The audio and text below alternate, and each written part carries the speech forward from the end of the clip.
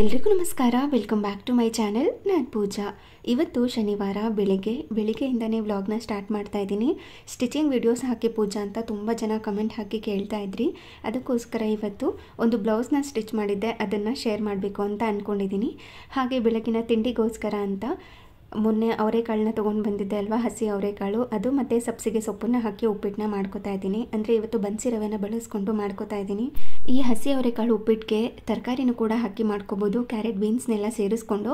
ಆದರೆ ನಾನಿವತ್ತು ತರಕಾರಿನ ಹಾಕ್ಕೋತಾ ಇಲ್ಲ, ಬರೀ ಹಸಿ ಅವರೆಕಾಳು ಮತ್ತು ಇದಕ್ಕೆ ಸ್ವಲ್ಪ ಸಬ್ಸಿಗೆ ಸೊಪ್ಪನ್ನು ಕೂಡ ಹಾಕಿ ಮಾಡ್ಕೋತೀನಿ. ಈ ಉಪ್ಪಿಟ್ಟುಗಳಿಗೆಲ್ಲ ಸಬ್ಸಿಗೆ ಸೊಪ್ಪು ಹಾಕ್ಕೊಂಡ್ರೆ ಏನೋ ಒಂಥರ ಟೇಸ್ಟ್ ಸಿಗುತ್ತೆ, ಎಕ್ಸ್ಟ್ರಾ ಟೇಸ್ಟ್ ಅಂತಲೇ ಹೇಳ್ಬೋದು, ತುಂಬ ಚೆನ್ನಾಗಿರುತ್ತೆ. ನಮ್ಮಮ್ಮ ಈ ಥರ ಜಾಸ್ತಿ ಸಬ್ಸಿಗೆ ಸೊಪ್ಪನ್ನು ಹಾಕಿ ಉಪ್ಪಿಟ್ಟನ್ನ ಮಾಡ್ತಾರೆ, ನನಗೆ ತುಂಬ ಇಷ್ಟ ಆಗುತ್ತೆ. ನೀವು ಈ ರೀತಿ ಒಮ್ಮೆ ಟ್ರೈ ಮಾಡಿ, ನಿಮಗೂ ಇಷ್ಟ ಆಗ್ಬೋದು. ಹಾಗೆ ಯಾರೆಲ್ಲ ಉಪ್ಪಿಟ್ಟಿಗೆ ಸಬ್ಸಿಗೆ ಸೊಪ್ಪನ್ನು ಬಳಸ್ತೀರಾ ಅಂತ ಕೂಡ ಕಮೆಂಟ್ ಮಾಡಿ ತಿಳಿಸಿ. ಕೆಲವ್ರಿಗೆ ಇಷ್ಟ ಆಗುತ್ತೆ ಸಬ್ಸಿಗೆ ಸೊಪ್ಪು, ಕೆಲವ್ರಿಗೆ ಇಷ್ಟ ಆಗೋದಿಲ್ಲ. ಹಾಗೆಯೇ ಇಲ್ಲಿ ರವೆನ ಹುರ್ಕೊಳ್ಳುವಾಗ ಸ್ವಲ್ಪ ತುಪ್ಪನ ಸೇರಿಸ್ಕೊಂಡು ಫ್ರೈ ಮಾಡ್ಕೊಂಡಿರ್ತೀನಿ, ಒಳ್ಳೆ ಫ್ಲೇವರ್ ಬರುತ್ತೆ ಅದಕ್ಕೋಸ್ಕರ ಅಂತ. ಅದನ್ನು ಘಮ ಬರೋ ತನಕ, ಹಾಗೆಯೇ ಕಲರ್ ಚೇಂಜ್ ಆಗೋ ತನಕ ಡ್ರೈ ರೋಸ್ಟ್ ಮಾಡಿಕೊಂಡು ಎತ್ತಿಟ್ಕೊಂಡಿದ್ದ ನಂತರ ಅದೇ ಬಾಣಲಿಗೆ ಸ್ವಲ್ಪ ಎಣ್ಣೆ ಕಾದಾದ ನಂತರ ಸಾಸಿವೆ, ಜೀರಿಗೆ, ಕಡಲೆಬೇಳೆ, ಉದ್ದಿನಬೇಳೆನ ಹಾಕಿ ಕೆಂಪಗಾಗೋ ತನಕ ಫ್ರೈ ಮಾಡ್ಕೊಂಡಿದ್ದೀನಿ. ಅದಾದ ನಂತರ ಖಾರಕ್ಕೆ ತಕ್ಕಂತೆ ಹಸಿಮೆಣಸಿನ್ಕಾಯಿ, ಸ್ವಲ್ಪ ಕರಿಬೇವಿನ ಸೊಪ್ಪನ್ನು ಹಾಕಿ ಫ್ರೈ ಮಾಡಿ ಸಣ್ಣದಾಗಿ ಉದ್ದುದ್ದಾಗಿ ಕಟ್ ಮಾಡಿ ಇಟ್ಕೊಂಡಿರೋಂಥ ಈರುಳ್ಳಿನ ಸೇರಿಸಿ ಮತ್ತೆ ಇದನ್ನು ಫ್ರೈ ಮಾಡ್ಕೊತಿದ್ದೀನಿ. ಈರುಳ್ಳಿನ ಫ್ರೈ ಮಾಡ್ಕೊಳ್ಳುವಾಗ ಸ್ವಲ್ಪ ಉಪ್ಪನ್ನು ಸೇರಿಸಿ ಫ್ರೈ ಮಾಡ್ಕೊಂಡಿರ್ತೀನಿ, ಟೇಸ್ಟ್ ಚೆನ್ನಾಗಿರುತ್ತೆ ಅಂತ. ಈ ತರಕಾರಿ ಎಲ್ಲ ಹಾಕದೆ ಉಪ್ಪಿಟ್ಟನ್ನ ಮಾಡ್ಕೊಳ್ಳೋವಾಗ ಈರುಳ್ಳಿನ ಜಾಸ್ತಿ ಹಾಕ್ಕೋಬೇಕು, ಆವಾಗಲೇ ಟೇಸ್ಟ್ ಚೆನ್ನಾಗಿರೋದು. ಕೆಲವೊಂದು ಸರಿ ತರಕಾರಿನ ಹಾಕ್ತೇನೆ ಬರೀ ಈರುಳ್ಳಿ ಉಪ್ಪಿಟ್ಟು ಮಾಡ್ತಾರಲ್ವ, ಅದು ಕೂಡ ತುಂಬ ಚೆನ್ನಾಗಿರುತ್ತೆ. ಈರುಳ್ಳಿನ ಸ್ವಲ್ಪ ಹೊತ್ತು ಫ್ರೈ ಮಾಡ್ಕೊಂಡಿದ್ದ ನಂತರ ಸಣ್ಣದಾಗಿ ಕಟ್ ಮಾಡಿ ಇಟ್ಕೊಂಡಿರುವಂಥ ಟೊಮೆಟೊನ ಹಾಕಿ ಮತ್ತೆ ಅದನ್ನು ಸ್ವಲ್ಪ ಹೊತ್ತು ಮಿಕ್ಸ್ ಮಾಡಿಕೊಂಡು ಫ್ರೈ ಮಾಡ್ಕೊಂಡಿದ್ದೀನಿ. ಅದಾದ ನಂತರ ಸಬ್ಸಿಗೆ ಸೊಪ್ಪನ್ನು ಸಣ್ಣದಾಗಿ ಕಟ್ ಮಾಡಿಕೊಂಡು ಚೆನ್ನಾಗಿ ಇದನ್ನು ಒಂದೆರಡು ನಿಮಿಷ ಮಿಕ್ಸ್ ಮಾಡ್ಕೊಂಡು ಫ್ರೈ ಮಾಡಿಕೊಂಡ್ರೆ ಸಾಕು, ಜಾಸ್ತಿ ಹೊತ್ತು ಫ್ರೈ ಮಾಡ್ಕೋಬಾರ್ದು, ಅದ್ರ ಫ್ಲೇವರ್ ಮತ್ತು ಫ್ರೇಗ್ರೆನ್ಸ್ ಎರಡೂ ಹೋಗ್ಬಿಡುತ್ತೆ. ಅದನ್ನು ಫ್ರೈ ಮಾಡ್ಕೊಂಡಿದ್ದ ನಂತರ ಹಸಿ ಅವರೆಕಾಳನ್ನು ಉಪ್ಪನ್ನು ಸೇರಿಸಿ ಬೇಯಿಸಿಟ್ಕೊಂಡು ನೀರನ್ನೆಲ್ಲ ಬಸ್ತು ಇದ್ರೊಳಗಡೆ ಸೇರಿಸ್ಕೊಂಡಿದ್ದೀನಿ. ಆವಾಗ ಜಾಸ್ತಿ ಹೊತ್ತು ಫ್ರೈ ಮಾಡ್ಕೊಳ್ಳೋ ಅಗತ್ಯ ಇರೋದಿಲ್ಲ ಅಂತ. ಅವರೆಕಾಳನ್ನು ಹಾಕಿದ ಮೇಲೆ 1 ನಿಮಿಷ ಮಿಕ್ಸ್ ಮಾಡಿಕೊಂಡ್ರೆ ಸಾಕಾಗುತ್ತೆ. ಅದಾದ ನಂತರ 1.5 ಕಪ್ನಷ್ಟು ಬನ್ಸಿ ರವೆಗೆ 5 ಕಪ್ನಷ್ಟು ನೀರನ್ನು ಸೇರಿಸಿ ರುಚಿಗೆ ತಕ್ಕಷ್ಟು ಉಪ್ಪನ್ನು ಸೇರಿಸಿ ಇದನ್ನು ಕುದಿಸ್ಕೋಬೇಕು. ನನಗೆ ಸ್ವಲ್ಪ ಟೈಮ್ ಜಾಸ್ತಿನೇ ಇತ್ತು, ಅದಕ್ಕೋಸ್ಕರ ತಣ್ಣೀರನ್ನು ಸೇರಿಸ್ಕೊಂಡಿದ್ದೀನಿ. ಇನ್ ಕೇಸ್ ನಿಮಗೆ ಟೈಮ್ ಇರಲಿಲ್ಲ ಅಂದರೆ ಸೈಡಲ್ಲಿ 5 ಕಪ್ನಷ್ಟು ನೀರನ್ನು ಕುದಿಲಿಕ್ಕೆ ಇಟ್ಕೊಂಡು ಕುದಿಯೋ ನೀರನ್ನು ಕೂಡ ಸೇರಿಸ್ಕೋಬೋದು. ಈ ರೀತಿ ಕುದಿಯೋ ಹಂತದಲ್ಲಿ ನಾವು ಹುರಿದು ಇಟ್ಕೊಂಡಿರುವಂಥ ಬನ್ಸಿ ರವನ ಸೇರಿಸಿ ಚೆನ್ನಾಗಿ ಇದನ್ನು ಮಿಕ್ಸ್ ಮಾಡಿಕೊಂಡು ಮತ್ತೆ ಇದನ್ನು ಕುದಿಸ್ಕೋಬೇಕು. ಈ ರೀತಿ ಕುದಿಯೋ ಹಂತದಲ್ಲಿ ಒಂದು ಲಿಡ್ಡನ್ನು ಕ್ಲೋಸ್ ಮಾಡಿ ಇದನ್ನು ಸಿಮ್ನಲ್ಲಿ ಇಟ್ಕೊಂಡು ಬೇಯಿಸ್ಕೊಂಡ್ರೆ ಉಪ್ಪಿಟ್ಟು ರೆಡಿಯಾಗಿರುತ್ತೆ. ನಿಮಗೆ ಉಪ್ಪಿಟ್ಟು ಕನ್ಸಿಸ್ಟೆನ್ಸಿ ಯಾವ ರೀತಿ ಬೇಕು ಅಂತ ನೋಡಿಕೊಂಡು ಅದಕ್ಕೆ ತಕ್ಕಂತೆ ನೀರನ್ನು ಹೆಚ್ಚು ಕಡಿಮೆ ಮಾಡ್ಕೋಬೋದು. ಇವಾಗ ಉಪ್ಪಿಟ್ಟು ರೆಡಿಯಾಗಿದೆ. ಕೊನೆಯಲ್ಲಿ ಇದಕ್ಕೆ ಫ್ರೆಶ್ ತೆಂಗಿನಕಾಯಿ ತುರಿನ ತುರಿದು ಸೇರಿಸ್ಕೊಂಡು ಹಾಗೆ ಸಣ್ಣದಾಗಿ ಕಟ್ ಮಾಡಿ ಇಟ್ಕೊಂಡಿರುವಂಥ ಕೊತ್ತಂಬರಿ ಸೊಪ್ಪನ್ನು ಕೂಡ ಹಾಕಿ ಇನ್ನೊಮ್ಮೆ ಚೆನ್ನಾಗಿ ಮಿಕ್ಸ್ ಮಾಡಿಕೊಂಡ್ರೆ ಹಸಿ ಅವರೆಕಾಳು ಸಬ್ಸಿಗೆ ಸೊಪ್ಪಿನ ಬನ್ಸಿ ರವೆ ಉಪ್ಪಿಟ್ಟು ರೆಡಿಯಾಗಿರುತ್ತೆ. ಈ ಸಬ್ಸಿಗೆ ಸೊಪ್ಪು ಹಾಕ್ಕೊಂಡ್ರೆ ಅದ್ರ ಫ್ಲೇವರ್ ತುಂಬ ಚೆನ್ನಾಗಿರುತ್ತೆ, ಹಾಗೆ ಟೇಸ್ಟ್ ಕೂಡ ತುಂಬ ಚೆನ್ನಾಗಿರುತ್ತೆ. ನಾನಿವತ್ತು ಮೀಡಿಯಮ್ ಆಗಿ ಮಾಡ್ಕೊಂಡಿದ್ದೀನಿ, ಅಂದರೆ ತೀರಾ ಪುಡಿ ಪುಡಿಯಾಗಿಯೂ ಕೂಡ ಇಲ್ಲ, ತೀರಾ ತೆಳುವಾಗಿಯೂ ಕೂಡ ಇಲ್ಲ, ಸಾಫ್ಟಾಗಿರೋ ಥರ ಮಾಡಿ ಇಟ್ಕೊಂಡಿದ್ದೀನಿ. ಇದನ್ನು ಸ್ವಲ್ಪ ಹೊತ್ತು ಕಂಪ್ಲೀಟಾಗಿ ಕೂಲ್ ಆಗೋದಕ್ಕೆ ಬಿಟ್ಟರೆ ಇನ್ನೂ ಗಟ್ಟಿ ಆಗಿಬಿಡುತ್ತೆ, ಅದಕ್ಕೋಸ್ಕರ ಬಿಸಿ ಬಿಸಿ ಇರೋವಾಗಲೇ ತಿನ್ಕೋಬೇಕು. ಉಪ್ಪಿಟ್ಟು ಜೊತೆ ಕಾಂಬಿನೇಷನ್ ಆಗಿ ಕೆಲವರು ಮಿಕ್ಸ್ಚರ್ನ ತೊಗೊಂಡಿರ್ತಾರೆ, ಹಾಗೆ ಇನ್ನು ಕೆಲವರು ಚಟ್ನಿನ ತೊಗೊಂಡಿರ್ತಾರೆ. ಆದರೆ ನಮ್ಮ ಮನೆಯಲ್ಲಿ ಮೊಸರು ಕಾಂಬಿನೇಷನ್ ತುಂಬ ಇಷ್ಟಪಡ್ತಾರೆ, ಅಂದರೆ ಮೊಸರು ಬಜ್ಜಿ ಅಲ್ಲ, ನಾರ್ಮಲ್ ಪ್ಲೇನ್ ಮೊಸರು ಜೊತೆ ಉಪ್ಪಿಟ್ಟು ಕಾಂಬಿನೇಷನ್ ಕೂಡ ತುಂಬ ಚೆನ್ನಾಗಿರುತ್ತೆ. ಯಾರೆಲ್ಲ ಈ ಕಾಂಬಿನೇಷನಲ್ಲಿ ತಿಂದಿದ್ದೀರಾ ಅಂತ ಕೂಡ ಕಮೆಂಟ್ ಮಾಡಿ ತಿಳಿಸಿ. ಇದಾಗಿತ್ತು ಇವತ್ತಿನ ತಿಂಡಿ. ಹಾಗೆ ಇನ್ಸ್ಟಾಗ್ರಾಮ್ಗೂ ಕೂಡ ಶೂಟ್ ಮಾಡ್ಕೊಂಡಿದ್ದೆ ಈ ರೆಸಿಪಿನ. ಹಾಗೆ ನನ್ನ ಸಿಸ್ಟರ್ ಇನ್ ಲಾ ಇದ್ದಾರಲ್ಲ, ನಮ್ಮ ಅತ್ತಿಗೆ, ಅವ್ರ ಹಸ್ಬೆಂಡು ದೇವಸ್ಥಾನಕ್ಕೆ ಹೋಗಿದ್ರು, ಅಂದರೆ ಕೇದಾರ್ನಾಥ್, ಬದ್ರಿನಾಥ್ ಆ ಸೈಡೆಲ್ಲ. ಅದಕ್ಕೆ ಅವರಲ್ಲಿಂದ ಬರುವಾಗ ಪ್ರಸಾದನ ತೊಗೊಂಡು ಬಂದಿದ್ರು, ಗಂಗಾಜಲ ಮತ್ತು ಪ್ರಸಾದ ಎಲ್ಲ. ಅಲ್ಲಿ ಪ್ರಸಾದ ಅಂತ ಏನೂ ಸ್ಪೆಷಲಾಗಿ ಕೊಡಲ್ವಂತೆ, ಈ ಥರ ಕಲ್ಲಣ್ಣ ಸೇವೆ ಇದೆಯಂತಲ್ಲ, ಅದೇ ಅಂತೆ ಪ್ರಸಾದ ಅಂತ ಕೊಡೋದು. ಹಾಗೆ ಬರುವಾಗ ಸ್ವಲ್ಪ ಡ್ರೈ ಫ್ರೂಟ್ಸ್ ಎಲ್ಲ ತೊಗೊಂಡು ಬಂದಿದ್ರು, ಅದನ್ನು ಕೊಟ್ಟು ಕಳಿಸಿದ್ರು. ಅದನ್ನೆಲ್ಲ ದೇವ್ರ ಮನೇಲಿಟ್ಟು ಇವಾಗ ಪ್ರಸಾದ ತಿನ್ನೋಣ ಅಂತ ತೆಗೆದು ನೋಡ್ತಾ ಇದ್ದೆ, ಆವಾಗ ಇದೆಲ್ಲ ಇತ್ತು. ಹಾಗೆಯೇ ಇವತ್ತು ಒಂದು ಬ್ಲೌಸ್ನ ಸ್ಟಿಚ್ ಮಾಡ್ಕೊಳ್ಳೋಣ ಅಂತ ಅಂದ್ಕೊಂಡಿದ್ದೆ. ಶ್ರೀರಾಮ್ಪುರದಿಂದ ಈ ಬ್ಲೌಸ್ ಪೀಸ್ನ ತೊಗೊಂಡು ಬಂದಿದ್ದೆ ಅಲ್ವಾ, ಅಂದರೆ ಇದು actually dress piece, but extra piece ಇತ್ತು ಅಂತ ಈ ಪೀಸ್ನ ತೊಗೊಂಡು ಬಂದಿದ್ದು. ಜಸ್ಟ್ 100 ರೂಪೀಸ್ ಆ ಪೀಸ್ಗೆ. ಒಂದು ಬ್ಲೌಸ್ ಕರೆಕ್ಟಾಗಿ ಆಗುತ್ತೆ, ಅದಕ್ಕೋಸ್ಕರ ಸ್ಟಿಚ್ ಮಾಡ್ಕೊಳ್ಳೋಣ ಅಂತ ಚೆಕ್ ಮಾಡ್ಕೋತಾ ಇದ್ದೆ. ಕರೆಕ್ಟಾಗಿ ಆಗುತ್ತೆ, ಒಂದು ಬ್ಲೌಸ್ ಎಕ್ಸ್ಟ್ರಾ ಪೀಸ್ ಕೂಡ ಮಿಕ್ಕೊಳ್ಳುತ್ತೆ. ಅದಕ್ಕೆ ಇಲ್ಲಿ ಸೇಮ್ ಕಲರ್ ಲೈನಿಂಗ್ ಪೀಸ್ನ ತೊಗೊಂಡು ಈ ಥರ 4 ಫೋಲ್ಡ್ ಬರೋ ಥರ ಮಾಡ್ಕೋಬೇಕು, ಅಂದರೆ 4 ಲೇಯರ್ ಬಟ್ಟೆ ಇರೋ ಥರ ಮಾಡ್ಕೋಬೇಕು. ಇವಾಗ ನಾನಿವತ್ತು ಇದನ್ನು ಬೋಟ್ ನೆಕ್ಕಾಗಿ ಸ್ಟಿಚ್ ಮಾಡ್ಕೋತಾ ಇದ್ದೀನಿ. ಬೋಟ್ ನೆಕ್ಗೆ ಇಲ್ಲಿ ಶೋಲ್ಡರ್ ಮತ್ತು ನೆಕ್ಗೋಸ್ಕರ ಅಂತ 7 ಇಂಚಸ್ ತೊಗೊಂಡಿದ್ದೀನಿ.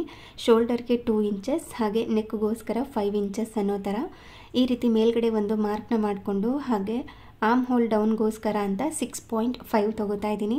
7 ಏನು ಶೋಲ್ಡರ್ ಮತ್ತು ನೆಕ್ಗೆ ತೊಗೊಂಡಿದ್ವಿ ಅಷ್ಟೇ ತೊಗೋಬೋದು. ಸ್ವಲ್ಪ ಕಡಿಮೆ ಮಾಡ್ಕೊಂಡಿದ್ದೀನಿ ನಾನು ಅರ್ಧ ಇಂಚಷ್ಟು.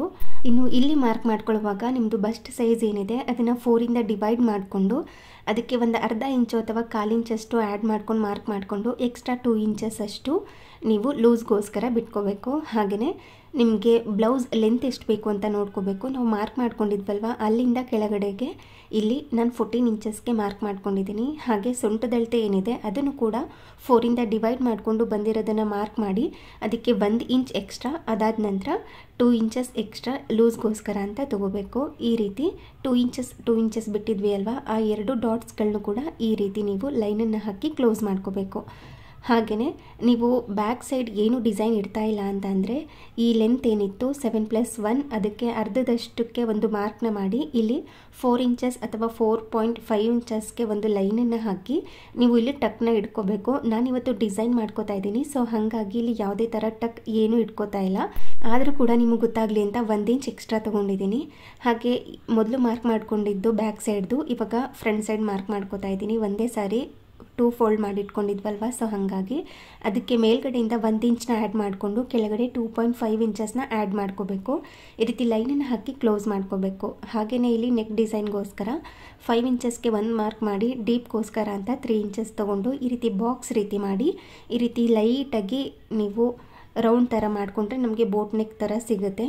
ಇದು ರೌಂಡ್ ನೆಕ್ ಥರನೇ, ಆದರೆ ಸ್ವಲ್ಪ ಬೋಟ್ ನೆಕ್ ಥರ, ಪ್ರಾಪರ್ ಬೋಟ್ ನೆಕ್ ಥರ ಅಲ್ಲ. ಇದು ತುಂಬ ಬೋಟ್ ನೆಕ್ ಥರ ಆದರೆ ಕುತ್ತಿಗೆ ತನಕ ಬಂದುಬಿಡುತ್ತೆ ಅಂತ ನಾನು ಸ್ವಲ್ಪ ಲೈಟಾಗಿ ಬೋಟ್ ನೆಕ್ ಥರ ಸ್ಟಿಚ್ ಮಾಡ್ಕೋತೀನಿ. ಇವಾಗ ನಾವು ಹೆಂಗೆ ಮಾರ್ಕ್ ಮಾಡಿ ಇಟ್ಕೊಂಡಿದ್ದೀವಿ ಅಲ್ವಾ ಅದೇ ರೀತಿ ಕಟ್ ಮಾಡ್ಕೋಬೇಕು. ಮೇಲ್ಗಡೆ ಒಂದು 1/2 ಇಂಚ್ ಬಿಟ್ಟು ನಾವು ಮಾರ್ಕ್ ಮಾಡ್ಕೋಬೇಕು. ಮಾರ್ಕ್ ಮಾಡ್ಕೊಂಡಿರೋದು ಹೆಂಗಿದೆ ಅಲ್ವಾ ಅದೇ ರೀತಿ ಕಟ್ ಮಾಡ್ಕೋತಾ ಇದ್ದೀನಿ. ಹಾಗೆ ಇಲ್ಲಿ ಆರ್ಮ್ ಹೋಲ್ ಮಾರ್ಕ್ ಮಾಡ್ಕೊಂಡಿದ್ವಿ ಅಲ್ವಾ ಅಲ್ಲೂ ಕೂಡ ಈ ರೀತಿ ರೌಂಡಾಗಿ ಮಾರ್ಕ್ ಮಾಡ್ಕೋಬೇಕು. ಆ ಮೂಲೆ ಏನಿದೆ ಅಲ್ವಾ ಅಲ್ಲಿ ನಿಮಗೆ 1 ಇಂಚಷ್ಟು ಜಾಗನ ಬಿಟ್ಟು ಈ ರೀತಿ ರೌಂಡಾಗಿ ಮಾರ್ಕ್ ಮಾಡಿಕೊಂಡ್ರೆ ನಮಗೆ ಎಲ್ಲೂ ಕೂಡ ಲೂಸ್ ಆ ಥರ ಏನೂ ಆಗೋದಿಲ್ಲ, ಕರೆಕ್ಟಾಗಿ ಫಿಟ್ಟಿಂಗ್ ಬಂದಿರುತ್ತೆ. ಹಾಗೆ ಕೆಳಗಡೆ ಇಲ್ಲೂ ಕೂಡ ಒಂದು ಅರ್ಧ ಇಂಚ್ ಅಥವಾ 1/4 ಇಂಚ್ ಬಿಟ್ಟು, ಅಂದರೆ ಮಾರ್ಕ್ ಮಾಡಿ ಇಟ್ಕೊಂಡಿರೋ ಕಡೆ ಒಂದು ಅರ್ಧ ಇಂಚ್ ಮತ್ತು 1/4 ಇಂಚ್ ಹಂಗೆ ಬಿಟ್ಟು ಕಟ್ ಮಾಡ್ಕೋಬೇಕು. ಇವಾಗ ಓಪನ್ ಮಾಡಿದ್ರೆ ನಮಗೆ 2 ಪೀಸ್ ಕೂಡ ಕಟ್ಟಾಗಿರುತ್ತೆ. ಎರಡನ್ನೂ ಕೂಡ ಡಿವೈಡ್ ಮಾಡಿಕೊಂಡು ಫ್ರಂಟ್ ಸೈಡ್ ಏನಿದೆ ಅದನ್ನು ಹಾಗೇ ಇಟ್ಕೊಂಡಿದ್ದೀನಿ. ಇವಾಗ ಬ್ಯಾಕ್ ಸೈಡ್ ಮಾರ್ಕ್ ಮಾಡಿ ಇಟ್ಕೊಂಡಿದ್ದೆ ಅಲ್ವಾ ಅದನ್ನು ಇವಾಗ ಕಟ್ ಮಾಡ್ಕೋತಾ ಇದ್ದೀನಿ. ಬ್ಯಾಕ್ ಸೈಡ್ ಮಾರ್ಕಿಂಗ್ ಏನಿತ್ತು ಲೈನ್ ಅದಕ್ಕೆ ಕಟ್ ಮಾಡಿ ಎಕ್ಸ್ಟ್ರಾ ಪೀಸ್ನ ತೆಗೆದುಬಿಡೋದು. ಇವಾಗ 2 ಪೀಸ್ ಕೂಡ ಫ್ರಂಟ್ ಸೈಡ್ ಮತ್ತು ಬ್ಯಾಕ್ ಸೈಡ್ 2 ಕೂಡ ಕಟ್ ಆಗಿರುತ್ತೆ. ಇವತ್ತು ಈ ಬ್ಲೌಸ್ನ ಪ್ರಿನ್ಸ್ ಕಟ್ ಥರ ಸ್ಟಿಚ್ ಮಾಡ್ಕೋತಾ ಇದ್ದೀನಿ. ಇಲ್ಲಿ ಎಕ್ಸ್ಟ್ರಾ 2.5 ಇಂಚಸ್ ತೊಗೊಂಡು ಮಾರ್ಕ್ ಮಾಡ್ಕೊಂಡು ಕಟ್ ಮಾಡಿದ್ವಿ ಅಲ್ವಾ ಅದನ್ನು ಎಲ್ಲಿ ಆ್ಯಡ್ ಮಾಡಬೇಕು ಅಂತ ತೋರಿಸ್ತೀನಿ. ಇವಾಗ 3 ಇಂಚಸ್ಗೆ ಮಾರ್ಕ್ ಮಾಡಿಕೊಂಡು ಆ 2.5 ಇಂಚಸ್ನ ಇಲ್ಲಿ ಮಾರ್ಕ್ ಮಾಡ್ಕೋಬೇಕು. ಪ್ರಿನ್ಸ್ ಕಟ್ ಬ್ಲೌಸ್ನ ಸ್ಟಿಚ್ ಮಾಡ್ತಾ ಇರೋದ್ರಿಂದ ಹಾಗೆ ಅದೇ ಲೈನ್ 2 ಡಾಟ್ಸ್ ಮೇಲ್ಗಡೆ ಈ ರೀತಿ 2 ಇಂಚಸ್ಗೆ ಒಂದು ಸ್ಟ್ರೈಟ್ ಲೈನನ್ನು ಹಾಕಿ ಅದಾದಮೇಲೆ ಡಾಟ್ ಪಾಯಿಂಟ್ ಎಲ್ಲಿದೆ ಅಂತ ನೋಡಿಕೊಂಡು ಅಲ್ಲಿಗೆ ಒಂದು ಮಾರ್ಕ್ನ ಮಾಡಿ ಈ ರೀತಿ ಶೇಪ್ನ ತೆಗಿಬೇಕು. ಅದಾದಮೇಲೆ ಈ ಲೈನಿಂದ ಈ ಪಾಯಿಂಟ್ಗೆ ಸ್ಟ್ರೈಟಾಗಿ ಒಂದು ಲೈನನ್ನು ಹಾಕಿ ಈ ರೀತಿ ಎರಡನ್ನೂ ಕೂಡ ಜಾಯಿನ್ ಮಾಡ್ಕೋಬೇಕು. ನಾನು ಹೇಳ್ತಾ ಇರೋದು ನಿಮ್ಗೆ ಅರ್ಥ ಆಗಿದೆ ಅಂದ್ಕೊಂಡಿರ್ತೀನಿ, ನೋಡ್ತಾ ಇದ್ರೂ ಕೂಡ ಅರ್ಥ ಆಗಿರುತ್ತೆ. ಅದನ್ನು ಈ ರೀತಿ ಕಟ್ ಮಾಡ್ಕೋಬೇಕು. ಹಾಗೆಯೇ ಈ ಮಾರ್ಕಿಂಗ್ ಏನಿದೆ ಅದನ್ನು ಕೂಡ ಇದೇ ರೀತಿ ಕಟ್ ಮಾಡಿ ರಿಮೂವ್ ಮಾಡ್ಕೋಬೇಕು. ಆವಾಗ ನಮಗೆ ಈ ಥರ ಪೀಸ್ ಅನ್ನೋದು ಸಿಗುತ್ತೆ. ಇವಾಗ ಮೇನ್ ಫ್ಯಾಬ್ರಿಕ್ ಏನಿದೆ ಅದನ್ನು ಓಪನ್ ಮಾಡಿಕೊಂಡು ನೀಟಾಗಿ ನಾವು ಏನು ಕಟ್ ಮಾಡಿ ಇಟ್ಕೊಂಡಿದ್ವಿ ಅದನ್ನೆಲ್ಲ ಗುಂಡ್ ಪಿನ್ ಹಾಕಿ ಪಿನ್ ಮಾಡಿಕೊಂಡು ಈ ರೀತಿ ರೆಡಿ ಮಾಡ್ಕೋಬೇಕು. ರೆಡಿ ಮಾಡ್ಕೊಂಡಿದ್ದ ನಂತರ ಇದನ್ನು ಸ್ವಲ್ಪ ಎಕ್ಸ್ಟ್ರಾ ಪೀಸ್ ಈ ಮೇನ್ ಫ್ಯಾಬ್ರಿಕ್ ಏನಿದೆ ಅದನ್ನು ಲೈನಿಂಗ್ ಫ್ಯಾಬ್ರಿಕ್ ಏನಿದೆ ಅದಕ್ಕಿಂತ ಒಂದು ಅರ್ಧ ಇಂಚ್ ಅಥವಾ 1 ಇಂಚಷ್ಟು ಬಿಟ್ಟು ಈ ರೀತಿ ಕಟ್ ಮಾಡ್ಕೋಬೇಕು. ಆವಾಗ ನಾವು ಅಟ್ಯಾಚ್ ಮಾಡ್ಕೊಳ್ಳುವಾಗ ಸ್ವಲ್ಪ ಹೆಚ್ಚು ಕಡಿಮೆ ಆದ್ರೂ ಕೂಡ ನಾವು ಅಡ್ಜಸ್ಟ್ ಮಾಡ್ಕೋಬೋದು. ಈ ಲೈನಿಂಗ್ ಪೀಸ್ ಏನಿದೆ ಅದೇ ರೀತಿ ನೀವು ಸ್ವಲ್ಪನೂ ಹೆಚ್ಚು ಕಡಿಮೆ ಇಲ್ಲದೆ ಇರೋ ಥರ ಕಟ್ ಮಾಡಿಕೊಂಡ್ರೆ ಕೆಲವೊಂದು ಸಾರಿ ಆ ಕಡೆ ಈ ಕಡೆ ಆದಾಗ ಫ್ಯಾಬ್ರಿಕ್ ಪ್ರಾಬ್ಲಮ್ ಆಗಿಬಿಡುತ್ತೆ. ಸ್ವಲ್ಪ ಹೆಚ್ಚು ಬರೋದು, ಸ್ವಲ್ಪ ಕಡಿಮೆ ಬರೋದು, ಒಂದು ಕಡೆ ಜಾಸ್ತಿ ಬಂದರೆ ಇನ್ನೊಂದು ಕಡೆ ಕಡಿಮೆ ಬರೋದು, ಆ ಥರ ಆಗಿಬಿಡುತ್ತೆ. ಅದಕ್ಕೋಸ್ಕರ ನೀವು ಸ್ವಲ್ಪ 1/4 ಇಂಚಂಗೆ ಬಿಟ್ಟು ಎಕ್ಸ್ಟ್ರಾನ ಕಟ್ ಮಾಡಿಕೊಂಡ್ರೆ ಸ್ವಲ್ಪ ಹೆಚ್ಚು ಕಡಿಮೆ ಆದ್ರೂ ಕೂಡ ನಾವು ಆ ಕಡೆ ಈ ಕಡೆ ಎಳೆದು ಪೀಸ್ನ ಅಡ್ಜಸ್ಟ್ ಮಾಡ್ಕೋಬೋದು ಅಂತ. ಪೀಸ್ ಇಲ್ಲಾಂದರೆ ಪ್ರಾಬ್ಲಮ್ ಆಗಿಬಿಡುತ್ತೆ. ಹಾಗೆ ಇಲ್ಲಿ ಸ್ಲೀವ್ ಕಟ್ಟಿಂಗೋಸ್ಕರ ಅಂತ ಇಲ್ಲೂ ಕೂಡ 4 ಲೇಯರ್ ಬರೋ ಥರ ಪೀಸ್ನ ಮಡಚಿಟ್ಕೊಂಡಿದ್ದೀನಿ. ಹಾಗೆ ಕೆಳಗಡೆ ಸ್ವಲ್ಪ ಟ್ರಾನ್ಸ್ಪರೆಂಟ್ ಇರೋ ಥರನೇ ಸ್ಲೀವ್ನ ಸ್ಟಿಚ್ ಮಾಡ್ಕೊಳ್ಳೋಣ ಅಂತ ಅಂದ್ಕೊಂಡಿದ್ದೀನಿ. ಇವಾಗ ಕೆಳಗಡೆಯಿಂದ 1 ಇಂಚ್ ಹಂಗೆ ಬಿಟ್ಟು ಒಂದು ಮಾರ್ಕ್ನ ಮಾಡಿಕೊಂಡು ಅಲ್ಲಿಂದ ನಿಮಗೆ ಸ್ಲೀವ್ ಲೆಂತ್ ಎಷ್ಟು ಬೇಕು ಅಂತ ನೋಡಿಕೊಂಡು ಅದಕ್ಕೆ ತಕ್ಕಂತೆ ಒಂದು ಮಾರ್ಕ್ನ ಮಾಡಿ ಅದ್ರ ಮೇಲೆ ಅರ್ಧ ಇಂಚ್ನ ಬಿಟ್ಟು ಮಾರ್ಕ್ ಮಾಡ್ಕೋಬೇಕು. ಹಾಗೆಯೇ ಈ ಫಸ್ಟ್ ಮಾರ್ಕ್ ಏನಿದೆ ಅಲ್ಲಿಂದ ಕೆಳಗಡೆಗೆ ಈ ಥರ 3.5 ಇಂಚಸ್ಗೆ ಮಾರ್ಕ್ ಮಾಡ್ಕೋಬೇಕು. ಅದೇ ನೇರಕ್ಕೆ ಇನ್ನೊಂದು ಲೈನನ್ನು ಹಾಕಿ ಈ ರೀತಿ ಮಾರ್ಕ್ ಮಾಡಿಕೊಂಡು ನಾವು ಫಸ್ಟ್ ಡಾಟ್ ಇಟ್ಟಿದ್ವಿ ಅಲ್ವಾ, ಅಲ್ಲಿಂದ ಇಲ್ಲಿಗೆ 8 ಅಥವಾ 7.5 ಇರೋ ಥರ ನೋಡಿಕೊಂಡು ಈ ರೀತಿ ಒಂದು ಮಾರ್ಕ್ನ ಮಾಡಿ ನಾರ್ಮಲ್ ಸ್ಲೀವ್ ಕರ್ವ್ ಏನು ಬರುತ್ತಲ್ವ ಅದೇ ರೀತಿ ಇಲ್ಲಿ ಮಾರ್ಕ್ ಮಾಡ್ಕೋಬೇಕು. ಸ್ವಲ್ಪ ಹೆಚ್ಚು ಕಡಿಮೆ ಆದರೂ ತೊಂದರೆ ಇಲ್ಲ. ಅದಾದಮೇಲೆ ಎಕ್ಸ್ಟ್ರಾ 2 ಇಂಚಸ್ ಬಿಟ್ಟಿರ್ತೀವಿ ಅಲ್ವಾ ಲೂಸ್ಗೋಸ್ಕರ ಅಂತ, ಇಲ್ಲೂ ಕೂಡ ಅದೇ ರೀತಿ ಎಕ್ಸ್ಟ್ರಾ 2 ಇಂಚಸ್ನ ಬಿಟ್ಟು ಮಾರ್ಕ್ ಮಾಡಿಕೊಂಡು ಹಾಗೆ ನಮಗೆ ಸ್ಲೀವ್ ಲೂಸ್ ಎಷ್ಟು ಬೇಕು ಅಂತ ನೋಡಿಕೊಂಡು ಅದಕ್ಕೆ ತಕ್ಕಂತೆ ಮಾರ್ಕ್ನ ಮಾಡಿ ಸ್ಲೀವ್ ಲೂಸ್ಗೆ ಒಂದು ಸ್ಲೀವ್ ತೊಗೊಂಡು ಅದರಲ್ಲಿ ಅರ್ಧ ಮಾಡಿಕೊಂಡ್ರೆ ನಮಗೆ ಒಂದು ಸ್ಲೀವ್ ಲೂಸ್ ಬರುತ್ತೆ. ಅದನ್ನೇ ಇಲ್ಲಿ ಮಾರ್ಕ್ ಮಾಡಿ ಎಕ್ಸ್ಟ್ರಾ 2 ಇಂಚಸ್ಗೂ ಕೂಡ ಮಾರ್ಕ್ ಮಾಡಿಕೊಂಡು ಈ ಎಕ್ಸ್ಟ್ರಾ 2 ಇಂಚಸ್ ಏನಿತ್ತು ಅದನ್ನು ಜಾಯಿನ್ ಮಾಡ್ಕೋಬೇಕು 2 ಪಾಯಿಂಟ್ನ. ಹಾಗೆಯೇ ಪರ್ಫೆಕ್ಟ್ ಫಿಟ್ಟಿಂಗ್ ಲೈನ್ ಏನಿತ್ತು ಅಂದರೆ ಪರ್ಫೆಕ್ಟ್ ಫಿಟ್ಟಿಂಗ್ ಪಾಯಿಂಟ್ ಏನಿತ್ತು ಆ 2 ಪಾಯಿಂಟ್ನೂ ಕೂಡ ಈ ರೀತಿ ಒಂದು ಲೈನನ್ನು ಹಾಕಿ ಜಾಯಿನ್ ಮಾಡ್ಕೋಬೇಕು. ಹಾಗೆಯೇ ನಾವು ಯಾವ ರೀತಿ ಮಾರ್ಕ್ ಮಾಡಿ ಇಟ್ಕೊಂಡಿದ್ದೀವಿ ಅಲ್ವಾ ಅದೇ ರೀತಿ ಇಲ್ಲಿ ಕಟ್ ಮಾಡ್ಕೋಬೇಕು. ಎಕ್ಸ್ಟ್ರಾ ಲೂಸ್ ಆ ಥರ ಏನೂ ಬೇಡ, ಎಕ್ಸ್ಟ್ರಾ ಪೀಸ್ ಕೂಡ ಬೇಡ, ಯಾಕೆಂದರೆ ಇದಕ್ಕೆ ನಾನು ಲೈನಿಂಗ್ನ ಹಾಕ್ತಾಯಿಲ್ಲ, ಹಾಗೆಯೇ ಸ್ಟಿಚ್ ಮಾಡ್ಕೋಬೇಕು ಅಂತ ಅಂದ್ಕೊಂಡಿದ್ದೀನಿ. ಆಲ್ಮೋಸ್ಟ್ ಇವಾಗ ಎಲ್ಲ ಪೀಸ್ಗಳು ಕೂಡ ರೆಡಿಯಾಗಿದೆ, ಇನ್ನೇನಿದ್ರೂ ಸ್ಟಿಚಿಂಗ್ ಮಾಡ್ಕೋಬೇಕು ಅಷ್ಟೇ. ಹಾಗೆಯೇ ಸ್ಟಿಚಿಂಗ್ ಮಾಡ್ಕೊಳ್ಳೋದಕ್ಕೆ ನಾನು ಇವತ್ತು ಕ್ಯಾನ್ವಾಸ್ನ ಬಳಸ್ಕೊತಾ ಇದ್ದೀನಿ. ಅಂದರೆ ಸ್ವಲ್ಪ ಫಿಟ್ಟಿಂಗ್ ಎಲ್ಲ ಚೆನ್ನಾಗಿ ಬರುತ್ತೆ, ನಾವು ಏನೇ ಡಿಸೈನ್ ಮಾಡಿಕೊಂಡ್ರೂ ಕೂಡ ಕರೆಕ್ಟಾಗಿ ಕುತ್ಕೊಳ್ಳುತ್ತೆ ಅಂತ. ಹಾಗೆ ಇಲ್ಲಿ ಹಾಡನ್ನ ಕೇಳಿಕೊಂಡು ಸ್ಟಿಚ್ ಮಾಡೋಣ ಅಂತ ಅಂದ್ಕೊಂಡು FM ಆನ್ ಮಾಡಿಕೊಂಡು ಸಾಂಗ್ನ ಹಾಕಿ ಸ್ಟಿಚಿಂಗ್ನ ಸ್ಟಾರ್ಟ್ ಮಾಡಿಕೊಂಡೆ. ಕೆಲವೊಂದು ಸರಿ ಕ್ಯಾನ್ವಾಸ್ ಹಾಕ್ತಾ ಇದ್ರೂ ಕೂಡ ಚೆನ್ನಾಗಿ ಬರುತ್ತೆ, ಅಂದರೆ ಕಾಟನ್ ಬಟ್ಟೆ ಸ್ವಲ್ಪ ರಫ್ ಇರುತ್ತೆ, ಮಂದವಾಗಿರುತ್ತಲ್ಲ ಆ ಬಟ್ಟೆಗಳು. ಇದು ಸ್ವಲ್ಪ ಜಾರ್ಜೆಟ್ ಮೆಟೀರಿಯಲ್ ಅಲ್ವಾ, ಸ್ವಲ್ಪ ಕಷ್ಟ ಆಗುತ್ತೆ, ಅಷ್ಟೊಂದು ಫಿನಿಶಿಂಗ್ ಚೆನ್ನಾಗಿ ಬರೋದಿಲ್ಲ ಅಂತ ಕ್ಯಾನ್ವಾಸ್ನ ತೊಗೊಂಡಿದ್ದೀನಿ. ಇಲ್ಲಿ 5 ಇಂಚಸ್ಗೆ ಒಂದು ಲೈನನ್ನು ಹಾಕಿ ಮೇಲ್ಗಡೆಗೆ 2 ಇಂಚಸ್ 2.5 ಇಂಚಸ್ ಈ ಥರ ತೊಗೋಬೋದು. ಹಾಗೆ ಇಲ್ಲಿ 3 ಇಂಚಸ್ಗೆ ಒಂದು ಮಾರ್ಕ್ನ ಮಾಡಿಕೊಂಡು ಈ ರೀತಿ ಒಂದು ಡಿಸೈನ್ನ ಹಾಕ್ಕೋತಾ ಇದ್ದೀನಿ. ಅಂದರೆ ಇದು ನೆಕ್ ಡಿಸೈನ್ ಅಲ್ಲ, ಬಾಟಮ್ನಲ್ಲಿ ಡಿಸೈನ್ನ ಮಾಡ್ಕೋತಾ ಇದ್ದೀನಿ. ನಾನು ನಿಮಗೆ ತೋರಿಸ್ತೀನಿ ಯಾವ ರೀತಿ ಕಾಣಿಸುತ್ತೆ ಇದು ಅಂತ. ಈ ಕ್ಯಾನ್ವಾಸ್ನ ನಾವು ಮಾರ್ಕ್ ಮಾಡಿ ಇಟ್ಕೊಂಡಿದ್ವಿ ಅಲ್ವಾ, ಅಲ್ಲಿಂದ ಒಂದು ಅರ್ಧ ಇಂಚ್ ಹಂಗೆ ಬಿಟ್ಟು ಕಟ್ ಮಾಡ್ಕೋಬೇಕು. ಹಾಗೆ ನಾವು ಮಾರ್ಕ್ ಏನು ಮಾಡ್ಕೊಂಡಿದ್ದೀವಲ್ವ ಅದನ್ನು ಈ ರೀತಿ ಒಳಗಡೆಗಾದಂಗೆ ಕಟ್ ಮಾಡ್ಕೋಬೇಕು. ಈ ರೀತಿ ಕಟ್ ಮಾಡಿ ತೆಗೆದ್ರೆ ನಮಗೆ ಡಿಸೈನ್ ಅನ್ನೋದು 2 ಸೈಡು ಕೂಡ ಬಂದಿರುತ್ತೆ. ಅದಾದಮೇಲೆ ಲೈನಿಂಗ್ ಪೀಸ್ ಇರುತ್ತಲ್ವ ಅದ್ರ ಮೇಲೆ ಈ ಕ್ಯಾನ್ವಾಸ್ ಪೇಪರ್ನ ಇಟ್ಟು ಅಯನ್ ಮಾಡ್ಕೋಬೇಕು. ಅದನ್ನು ಯಾವ ರೀತಿ ಮಾಡ್ಕೊಳ್ಳೋದು ಅಂತ ಅಂದರೆ ಈ ಕ್ಯಾನ್ವಾಸ್ ಕಟ್ ಮಾಡ್ಕೊಂಡಿದ್ಮೇಲೆ ನಮಗೆ ಗೊತ್ತಾಗಿರುತ್ತೆ 2 ಸೈಡ್ನೂ ಕೂಡ ಕಂಪೇರ್ ಮಾಡ್ಕೋಬೇಕು. ಈ 2 ಸೈಡಲ್ಲಿ ಯಾವುದು ಸ್ವಲ್ಪ ಶೈನಿಂಗಾಗಿ ಕಾಣಿಸ್ತಾ ಇರುತ್ತಲ್ವ ಅಲ್ಲಿ ಗಮ್ ಇರುತ್ತೆ, ಅದನ್ನು ಬಟ್ಟೆ ಮೇಲ್ಗಡೆ ಬರೋ ಥರ ಮಾಡ್ಕೋಬೇಕು. ಅಂದರೆ ಬಟ್ಟೆಗೆ ಅಂಟ್ಕೊಳ್ಳೋ ಥರ ಇದನ್ನು ಸೆಟ್ ಮಾಡ್ಕೋಬೇಕು, ಆವಾಗಲೇ ಚೆನ್ನಾಗಿ ಬರೋದು. ಹಾಗೆ ನಾವು ಏನು ಮಾಡಿದಾಗ ಬಟ್ಟೆಗೆ ಕರೆಕ್ಟಾಗಿ ಕುತ್ಕೊಳ್ಳುತ್ತೆ ಅಂತ. ಹಾಗೆ ಈ ಬಾಟಮ್ನಲ್ಲಿದೆ ಅಲ್ವ ಒಂದು ಲೈನು, ಅದನ್ನು ರಿಮೂವ್ ಮಾಡ್ತಾಯಿದ್ದೀನಿ. ಇವಾಗ ಶೈನಿಂಗ್ ಯಾವ ಕಡೆ ಇರುತ್ತೆ ನಾನು ತೋರಿಸ್ತೀನಿ ನೋಡಿ. ಇವಾಗ ಹಿಂಗೆ ಇಟ್ಕೊಂಡು ಅಯನ್ ಮಾಡ್ಕೋಬೇಕು, ಶೈನಿಂಗ್ ಇರೋದು ಬಟ್ಟೆ ಮೇಲ್ಗಡೆ ಬರಬೇಕು, ಆ ರೀತಿ ನಾವು ಸೆಟ್ ಮಾಡ್ಕೋಬೇಕಾಗತ್ತೆ. ಇವಾಗ ನೋಡಿ, ಇವಾಗ ಶೈನಿಂಗ್ ಇದೆ ಅಲ್ವಾ, ಇದು ಈ ಥರ ಸ್ವಲ್ಪ ಪಣಪಣ ಅಂತ ಇರುತ್ತೆ, ನಿಮಗೆ ನೋಡಿದ್ರೇ ಗೊತ್ತಾಗಿರುತ್ತೆ ನೋಡಿ. ಈ ಸೈಡ್ ಪಣಪಣ ಅಂತಿದೆ ಅಲ್ವಾ, ಅದು ಬಟ್ಟೆ ಮೇಲ್ಗಡೆ ಬರಬೇಕು. ಆ ರೀತಿ ಇಟ್ಕೊಂಡು ಅಯನ್ ಮಾಡಿಕೊಂಡ್ರೆ ಬಟ್ಟೆಗೆ ಅದು ಕಚ್ಕೊಳ್ಳುತ್ತೆ. ಕಚ್ಕೊಂಡಿಲ್ಲ ಅಂದರೆ ಅದ್ರ ಮೇಲೆ ಒಂದು ಸ್ಟಿಚಿಂಗ್ನ ಹಾಕ್ಕೊಂಡ್ರೂ ಕೂಡ ನಡೆಯುತ್ತೆ. ನೋಡಿ ಈ ರೀತಿ ಅಯನ್ ಮಾಡ್ಕೊಂಡು ತೆಗ್ದಿದ್ದೀನಿ. ಇವಾಗ ಈ ಪೀಸ್ನು ಕೂಡ ಕಟ್ ಮಾಡ್ಕೋಬೇಕು, ಅದನ್ನು ಹೇಗೆ ಅಂತ ತೋರಿಸ್ತೀನಿ.